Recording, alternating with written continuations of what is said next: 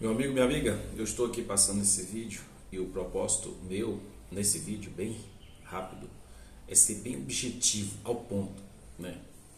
Talvez você já estuda a Bíblia há muito tempo e você, por algum motivo, razão, você ainda não conseguiu entender uma coisa óbvia, uma coisa simples e óbvia. No entanto, esse simples e esse óbvio, somente o Espírito Santo de Deus pode nos mostrar, nos ensinar e nos levar à compreensão, ok? Não é o ser humano por si só, não é o Erasmo, que posso chegar a esta óbvia conclusão, essa óbvia compreensão da palavra, tá? Não conclusão, compreensão. Tudo que você vamos lá. Tudo que você encontra na Bíblia está baseado, está fundado, toda a Bíblia, melhor dizendo, vou reformular, está fundada em dois fundamentos, em dois pontos. Em dois pontos. Estou falando lentamente, procurando usar as palavras mais corretas possível nesse vídeo. Então está estabelecido, toda a Bíblia está estabelecida sobre dois fundamentos. Toda ela apresenta dois fundamentos. Primeiro, a lei de Deus. O primeiro que eu vou apresentar para você, a lei de Deus. E o segundo, a graça de Deus. A lei de Deus e a graça de Deus. Entende? Muito bem, a lei de Deus. A lei de Deus é a base do governo de Deus. Ela é a expressão do seu caráter. Ela é a base do governo a qual governa este universo. A lei de Deus. A Bíblia diz em 1 João 4, versículo 8, confere aí. Todo aquele que ama, aquele que não ama, não conhece a Deus, porque Deus é amor. Porque Deus é amor.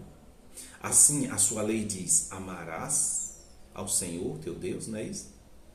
E amarás ao teu próximo. E aí você sabe a sequência dos textos. Assim, se Deus é amor, se a sua lei diz que eu devo amar, então ela é a expressão do caráter dele. Ok? A graça de Deus, Efésios 2, versículo 8 e 9. Pode ler o 10 também. Diz assim, porque pela graça sois salvos, mediante a fé. E isso não vem de vós. Efésios 2, versículo 8 e 9. Gênesis 15, versículo 6, falando de Abraão, da fé de Abraão, diz assim, e Abraão creu em Deus, e isso foi imputado por justiça na vida dele. Isso que é a sua fé foi imputado ou acreditado na vida dele para a justiça, ou seja, para a salvação dele. Isso você pode ler Romanos 4 também, Gálatas capítulo 3, entende? Falando sobre Abraão. Então, a lei de Deus e a graça de Deus. Aí vamos lá, pegar alguns pontos na Bíblia rapidamente. Quando Caim, Gênesis 4, quando Caim matou Abel, seu irmão, por que é que ele foi inquirido por Deus, ou julgado de certa forma? Porque ele cometeu o quê? Um homicídio, não é isso? Assassinou seu irmão, um assassinato. Assassinou seu irmão. E aí ele quebrou uma lei, por isso que ele foi inquirido. A lei mostrou, diz, não matarás. E ele quebrou essa lei. Entende? 1 João 3, versículo 4. Eu esqueci de citar no começo do vídeo. 1 João 3, 4 diz assim, todo aquele que comete pecado também transgride a lei, porque o pecado é a transgressão da lei. Em algumas traduções diz assim, porque o pecado é a iniquidade, que é a mesma coisa. Entende? Então, a definição de pecado na Bíblia é a quebra da lei de Deus. Romanos 7 diz assim, eu não saberia o que é a cobiça se a lei não dissesse, não cobiçarás. Algumas traduções, o que é concupiscência, entendeu? O que é cobiça? Eu não sabia o que era cobiça se a lei não dissesse, a lei de Deus, não cobiçarás.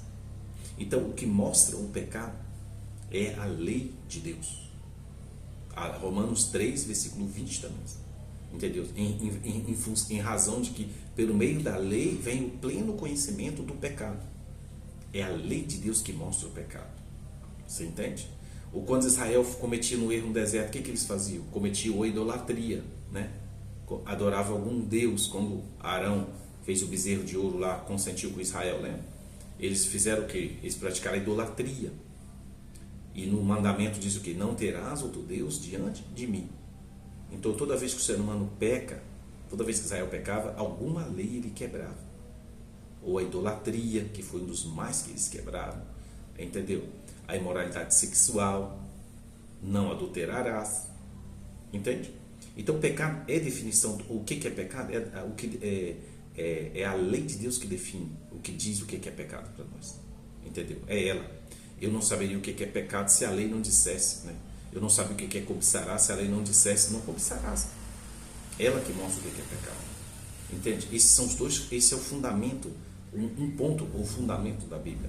O outro, a graça de Deus, porque pela graça sois salvos. Jesus é a graça de Deus, entende? Então como funciona essa relação entre lei e graça, que as pessoas tanto confundem as coisas. Uns dizem assim, os adventistas do sétimo dia vivem o tempo da lei, nós estamos vivendo o tempo da graça no Novo Testamento.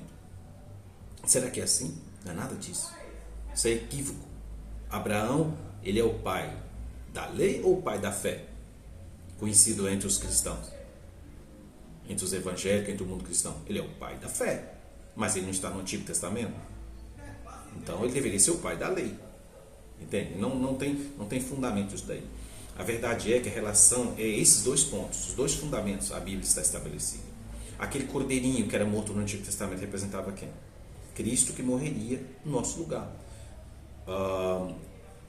João capítulo 1, versículo, fugiu agora, eis o Cordeiro de Deus, lembra?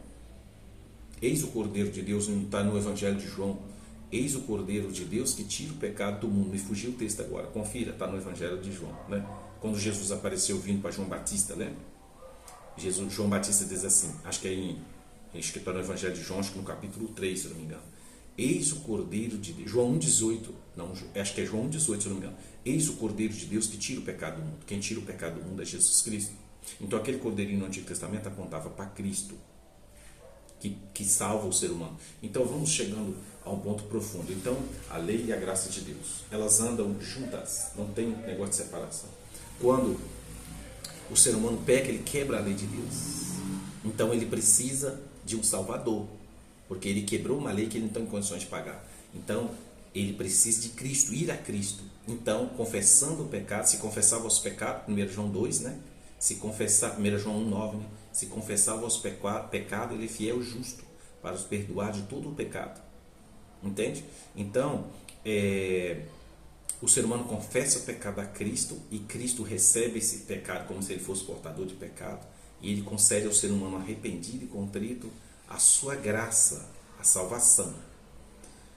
E essa graça não é a graça barata, essa graça nos dá poder por meio da comunhão com Ele, poder para obedecermos ou entrarmos em harmonia com sua lei, que é a base do seu princípio eterno, expressão do seu caráter. Isso é santificação bíblica. Esse é o relacionamento entre lei e graça. Entende? Agora, o inimigo de Deus, ele fez de tudo para fazer com que a humanidade não entendesse, vou chegar no final desse vídeo, não aceitasse a lei de Deus, não obedecesse. Mas como ele não conseguiu, sabe o que ele fez? Então ele arrumou um jeito de tocar em um desses mandamentos e dizer que ele foi abolido. Porque em Tiago 2, versículo 10, diz que aquele que quebra um preceito do mandamento é culpado de todos. Entendeu? E aí o inimigo trabalhou de um jeito. Leia Daniel 7, versículo 25.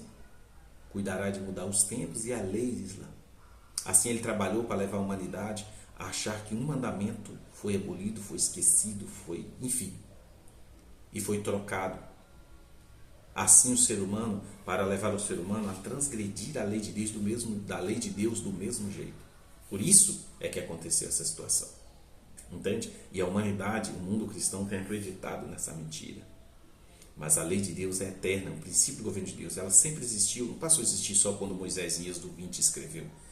Melhor dizendo, levou as 2 tábuas de pedra no Monte Sinai para Deus escrever. Não, ela sempre existiu.